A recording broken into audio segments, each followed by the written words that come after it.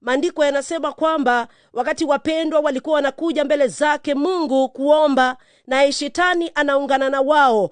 Kazi ya shetani si nyingine, kazi ya shetani ni kuweza kuwashtaki wapendwa. Shetani amekuangalia katika mwendo wako, akaona kuna mahali ambapo ulianguka, akaona kuna mahali ambapo uliweza kurudi nyuma, na anaenda mbele za Mungu kukushtaki, akisema huyu sio mbua, si ni yule alipatikana katika hii dhambi hiyo jana. Anawezaje kuja mbele zako? Anawezaje kuja kukuambia hivi na hivi? Unawezaje kumsaidia lakini atembei katika njia za haki? Lakini Biblia inaniambia hivi kwamba Yesu aliyepaa juu mbinguni yuaishi katika mkono wa kulia kwa Baba. Wakati shetani anakuja hapa kuja kutushtaki, na Yesu yuko hapa kutetea haki yetu. Hallelujah.